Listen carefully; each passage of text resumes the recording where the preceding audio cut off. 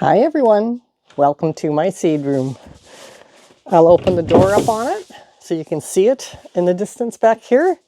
This seed room is really small. As you can see, if I go in between the two rows of shelves, that's it. So the whole seed room is only 7 feet wide and 13 feet long, which is all I need. We could have pushed the wall out farther. In fact, on the other side of this wall, which is only just plastic with Alcan foil on there. I wonder if I have the package of Alcan foil around to show you what it is. Don't see it. Anyway, so it's just closed off enough from our shops to give me the space to start the seeds, but of course give Bruce lots of room to still continue working in our shop. Now on this side, I just have some recycled shelving that we got from some job sites where the customers didn't want them anymore. They were having shelves built. And I've got seed trays ready to go, but we're not dealing with those this week. I've got the lights, they're not on because I don't have any seeds going yet. I have a heater down there ready to plug in. It's not on yet. And the ambient temperature in the room with no heat is 12 degrees because that wall and that wall behind the wood are concrete all the way up to the ceiling, which is an 8-foot ceiling. And that's because on the other side of the concrete is soil. It's the below grade part of our house. So if you're in the front of our garden and you face the house, the grade level is up there. And that's perfect because that keeps the temperature controlled within the seed room over the winter so that I don't need to put heat in it for anything. In fact, it would be better if it was a little bit cooler for my dahlia tubers, which are all here on these 3 shelves, as you can see. There's also some stacks of trays behind them ready for the dahlia tubers to go in, and some bigger trays down here ready for the dahlia tubers to go in. And of course, that's what we're going to be working on today. Now, all my tubers are in paper grocery bags that we get at the grocery store. They're all just taped shut with painter's tape. They say what's in them. This is AC Loomis, and it says it has 12 big tubers. I discard most of my thinner tubers because, again, only getting down to 12 degrees, probably at night 11 degrees, and on warmer days up to 14, which is pretty warm to store your tubers at. And for that reason, I discard the thinnest tubers because they will most likely shrivel up over the course of the winter. Now, that does not mean you should discard your thinner tubers. Tubers don't have an optimum size for growing a good plant. They just have an optimum size if you're growing them in too warm of an environment like I am. Now, inside these bags, I'm just going to open the top of this one up quickly to show you what I got going on in here. And I use painter's tape because it's not plastic. I use paper bags because it's not plastic. And inside here, let me tip it so that you can see, it looks like I have a bag full of wood chips, which actually comes from our planer, which is just on the other side of this wall. Mostly all fir. And in these wood chips, in layers, are the 12 big AC Loomis dahlia tubers. I'm going to slowly empty this bag out into this, which Esri, Leela, and I found washed up on the beach last year in the spring. It's become very handy. I used it all summer in my bouquet station at the end of at the opposite side of the table that I was working on, so I could just push the plant debris, flower debris off the edge of the table, and then compost what was in it. And now, of course, I'm using it for this. Because this has 12 big tubers in it, I am not going to use one of these flats to get it going because this has 10 pots. I'm going to get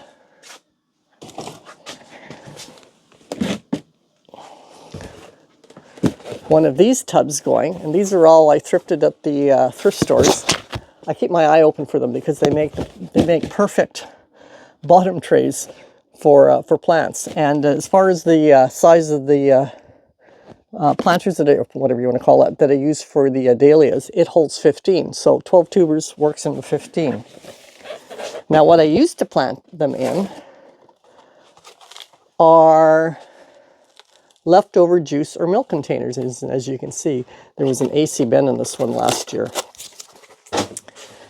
And I use basically milk containers like this, or juice containers like this, or with a little plastic screw top, however they come.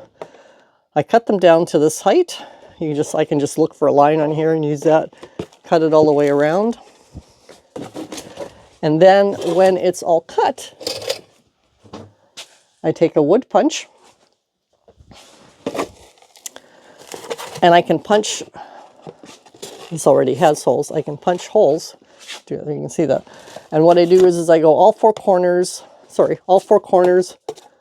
on the edges and the sides, and then I also do 4 in the bottom. So there's basically 4, 8, 12 holes in the bottom of these pots.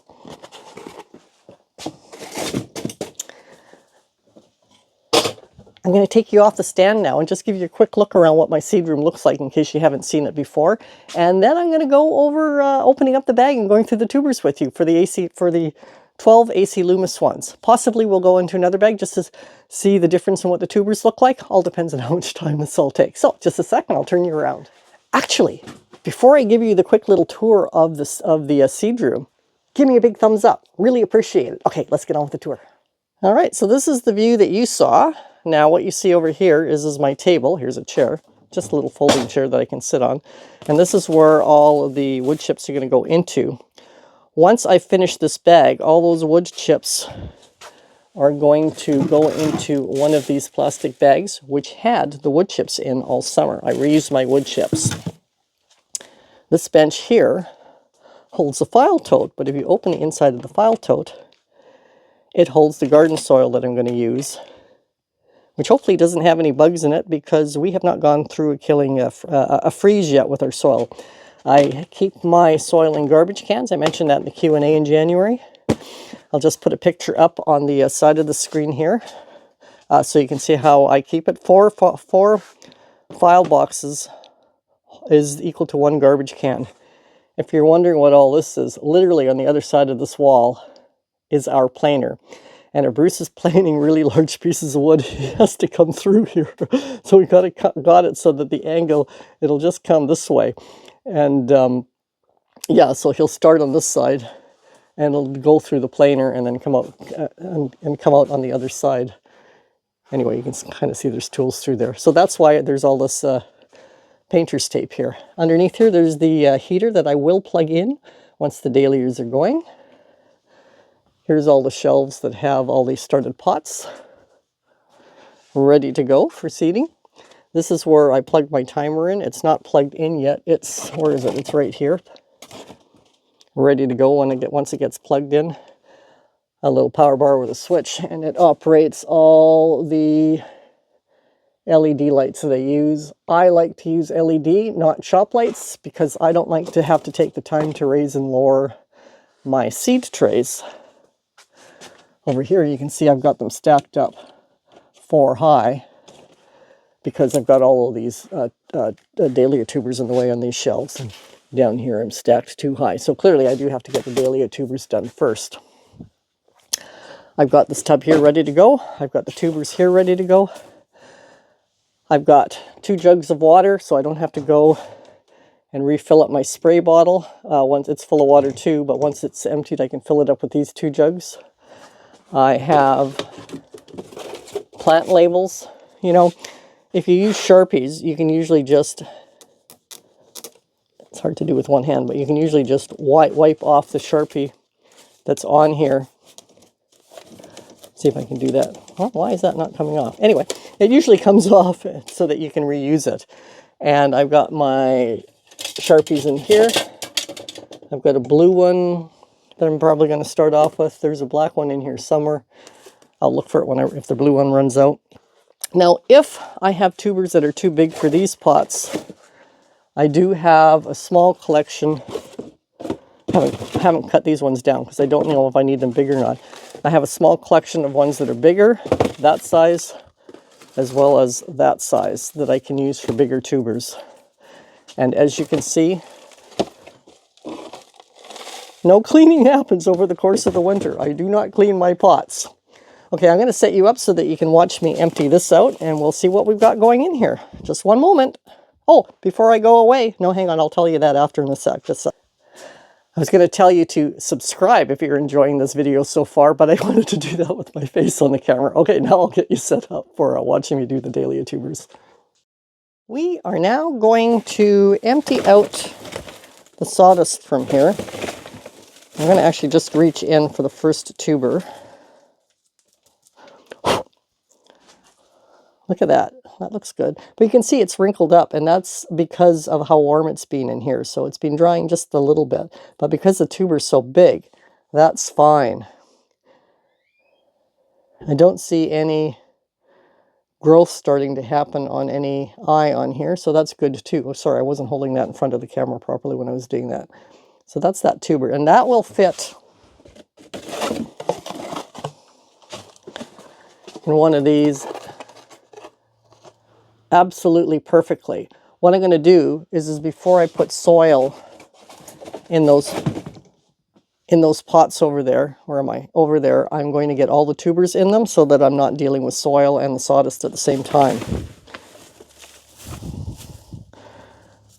Okay, so here's the next one.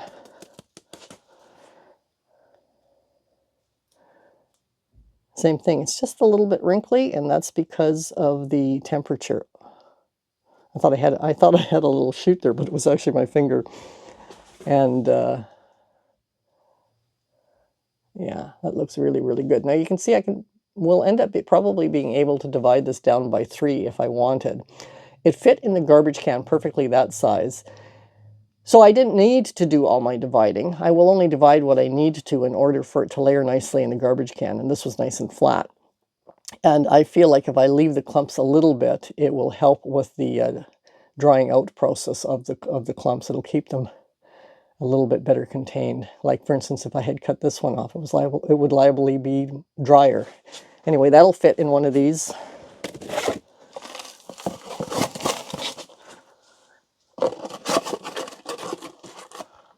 Whoops, where am I? There, just as well. Okay, now let's go through these and get the rest out.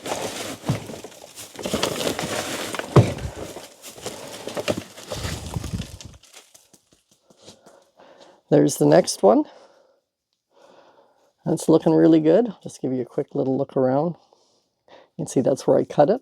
I cut the stem off there. I cut other tubers off of it from there. And that layered nicely into my paper bag. Now that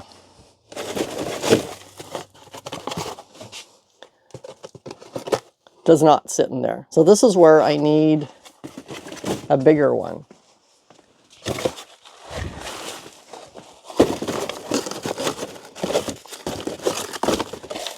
And I will put that one in one of these because it fits in there nicely. See, this is one of those juice containers that has the plastic lid. Leave the plastic lid on so the soil doesn't fall out. Okay, so since that's going in one of those, that is the equivalent of 2 of these. So 2 of these come out.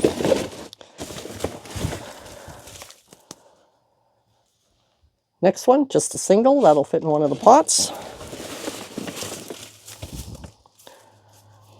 Another single. That'll fit in one of the pots.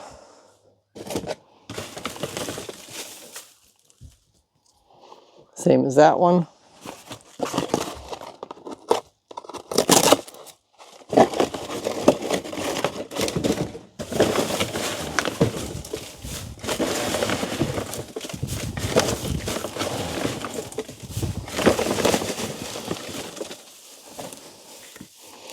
Now you have to be careful when you're taking the sawdust out. You need to feel around in it to make sure that you don't take out more than 1 tuber. Like I just took out 3 tubers, and if I wasn't paying attention, 2 of them would have gotten lost. So there's that one. And here's 2 smaller ones that are still doing quite nicely. Yeah, happy with those. Put them in their appropriate little pots.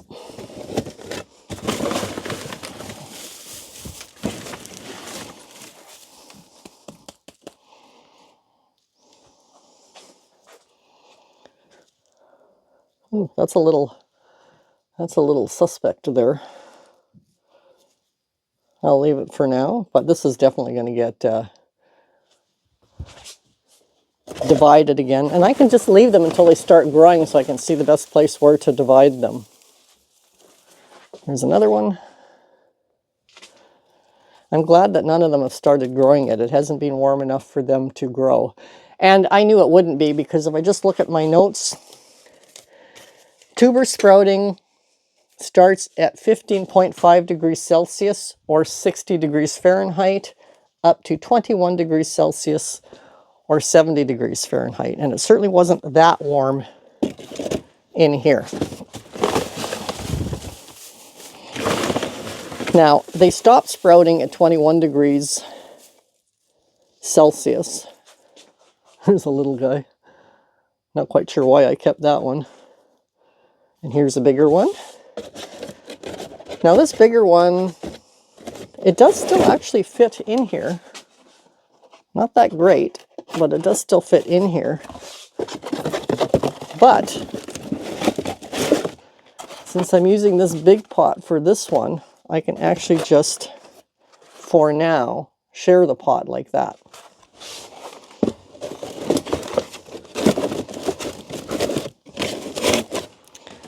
Do I have any more in here?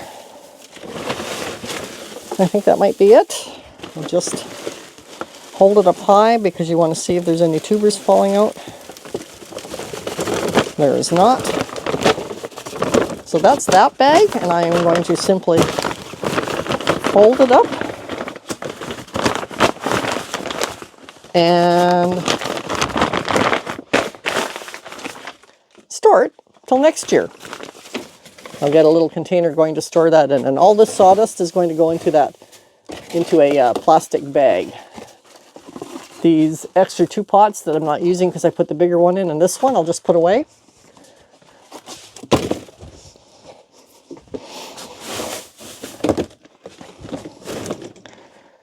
And that's what I'm left with. You see that there? So I have only one currently that's empty.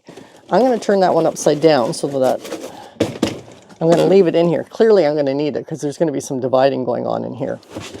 I'm going to grab my... Oh, there's the black one. What did I do with the blue one now? Oh, there it is. I'm going to grab a plant tag. See, I got bodacious. It was once upon a time written on there, mostly off. And I'm just going to write on here AC Loomis. How many do I have here? 1, 2, 3, 4, 5, 6, 7, 8, 9, 10, 11, 12, 13, 14. I have 14. Now, what I'm going to do is this will just stick in one of the pots. And as each one of these pots gets sprouts, I will label the pot. And I will label it, if you look at this one, which was last year, again on painter's tape with its name. And I have a little recycling pot there. And they only get labeled once they're sprouting and growing, because that's guaranteed then that that's what's in there. Because, you know, if one rots out, then I've labeled it for no reason. So we're now going to fill them with soil. So I'm going to reset you up. Well, I just realized that I filmed that whole segment vertical instead of horizontal. But I had set it up that way because it was the easiest way to see what was going on with my setup. Sorry about that, but anyway, you get the gist. Before I go and start with the dirt, I'm going to show you what I'm going to do for the wood flakes. I'm just going to put the bag on the corner.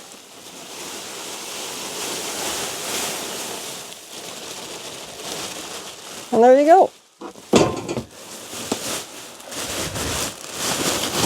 The AC Loomis sawdust is set aside and ready to go. Okay, now I'm going to set you up to show you how I put the soil in it, and I'm going to do it horizontal. Okay, we're set up horizontally. That makes more sense. So I'm just behind the camera. I'm going to have to reach around this side and then reach around this side. So what I'm going to do is I do not want my eyes, and I know the eyes are going to be in this part of the neck because clearly I've cut this part away. So this tuber will grow an eye in here. I don't even need to look to see where it is. I'm just going to put a small handful of soil at the bottom of this pot. And I'm going to tuck this in down here like that. And I am not going to put where the eyes are going to be into the soil for two reasons. When I want to do cuttings, I want that area clean for a nice non-dirty cutting. If I was doing any divisions, which I won't be on this one because it's a single tuber, same thing. I would want that area to be clean so that there's no dirt and muck where I do the cuttings. If I was doing divisions, I would spray the division. This is H2O2, hydrogen peroxide. It is food grade, and it is diluted 4 parts water to 1 part food grade hydrogen peroxide. And I would just spray it on the cut part. Hydrogen peroxide is really, really good for plants. It's actually in the rain when it rains. It's a real healer for plants. It's also a sterilizer, and it also puts a little bit of nitrogen into the soil, which is really, really interesting. So once I've got that like that, I'm then going to take my spray bottle of water, which is a couple of years old and needs replacing because it leaks all over the place. But our garden center doesn't open until February 1st, which when you're watching this is today. But I didn't film this today. Is it even going to pump up? Holy cow. I'm just pumping away on this thing. I don't know if this is even going to, I don't even think that's going to pump up. Well, let me just use, I'm just going to pour a little bit of water on this. Like that. That's all it needs. And that one's ready to go. I'm just going to make sure there's no old tag on here like AC Ben. I'm going to tear that off, and that's going to get recycled. So let's go through and do the rest.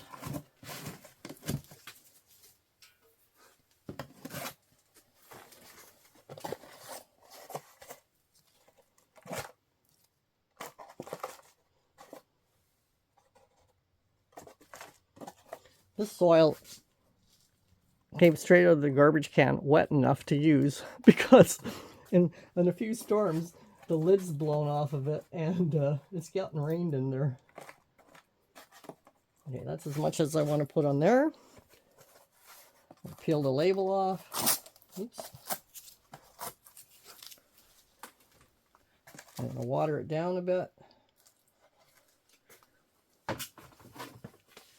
Put it back. Next one. I've actually already removed the label. Put in some soil. Tuck that in. Water.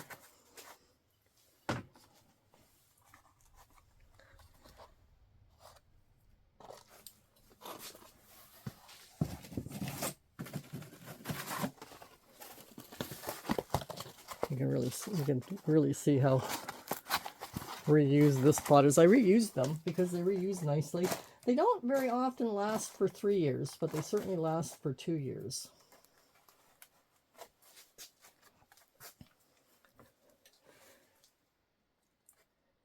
You don't need to see me do more of these because it's pretty straightforward. So I'm going to turn the camera off, finish these, and then we're going to open the next bag up and see what the next tubers look like, which are going to be Spartacus. Yeah, I'll turn the camera off right now. Like I said, you don't need to see me do any more of those. All right, so I got them all done. Here they are. They've all got their little bits of soil in there with them, and they're all ready to start sprouting as soon as I put some heat on, because at 12 degrees they won't, or at 11 that it goes down to tonight. I've got the door open here, so it's actually already up to 13 because it's a little bit warmer outside my seed room. But what I'm going to do now is just quickly show you the difference in what some of the other tubers look like.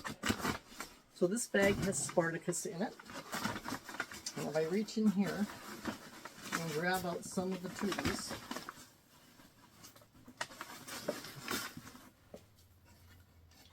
you will see my Spartacus tubers look quite a bit smaller. And in fact, that's dead. So I have a little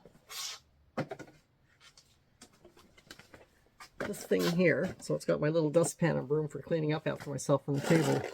But on one side, I put the dud, because that's plant debris. And on the other side, when I come across rocks that, like when I was just doing those few other little dahlia pots, they go on that side. So I sort out the plant debris in the pots. But you can see my Spartacus dahlias are quite a bit smaller. And for that reason, you can also see that they are more shriveled up than the AC Loomis ones were with the bigger tubers. The smaller the tuber, the more shriveled up it will get.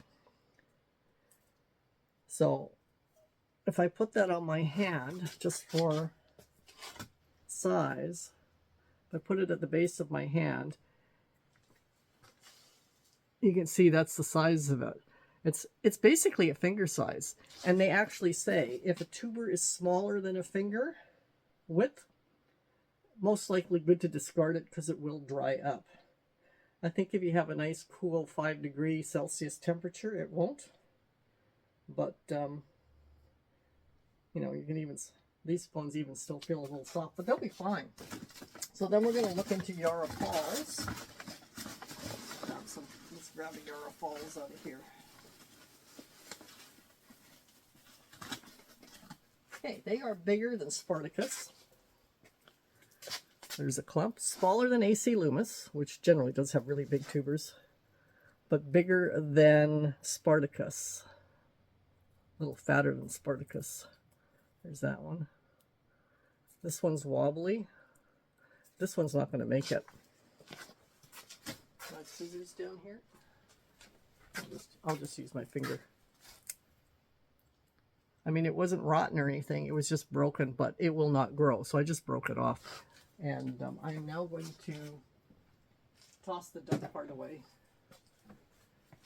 Take my hydrogen peroxide. Oops, it's turned off. And just spray where I did that. And that's what I did in the fall when I was separating them too. I spray all the cuts with hydrogen peroxide.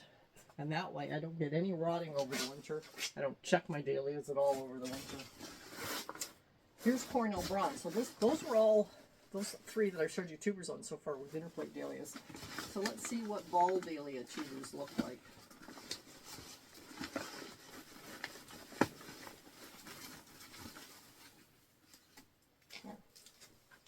So the Cornell Bronze, I'm making a big mess on the floor. I'm going to have to sweep up. The Cornell Bronze looks an awful lot like the Spartacus tubers size-wise. There's another dud piece there.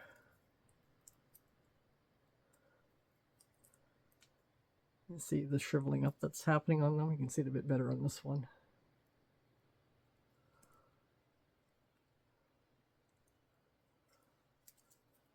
Really see it on this one. This one's probably a little bit too small to have stored. Where's that one that has a broken one on it? This one? Again, I'm going to just rip that off. That ripped off nicely. That's what it looks like at where I ripped it off. Nice clean flesh. I'm just going to do a little spritz on that. Leave that up to air dry. Continually bagging all these up off camera because clearly you don't need to see me do all this. Once all the dahlias, geez, I'm looking over my glasses. Once all the dahlias are potted up and on the shelves, I will then turn the heat on, not before. It's already for me in the afternoon. It's 2:15. I'm only going to work till about 4 in here. That's not enough time to go through all the dahlias. So I'll be down here for the next few days. I'm not going to do this in a great big rush. I'll do it over the course of probably 3 days because that's what I did it over the course of last year. And I'll get all the bags emptied out and I'll get all of them into their containers. You won't see the finished look for this video, but next week I'm going to be doing a seed starting video. So at that time, I'll give you a quick look at how all the dahlias look set up onto their stands here. And I think I want to this year do a video on propagating dahlias from cuttings because I didn't do that last year. And I might do a video where I show how I pinch the dahlias. And if I do those two, they might be midweek videos because they're not going to be very long. So I might do them on Wednesdays. Not sure yet. Well, when I get closer to that time, I'll let you know if it's going to be extra videos where I show the propagation process and the pinching process. I think it's good to show that. I've never done individual videos of that simply because it doesn't take that long to do them, and I'm just not into doing shorts. So anyway, I will see you next week. I hope you enjoyed this video. I'm going to link to my January Q&A if you haven't watched it, because that was kind of interesting. I was answering questions of things that I would not normally talk about in my videos. So I think it's well worth watching. So check it out here. See you next week. Bye.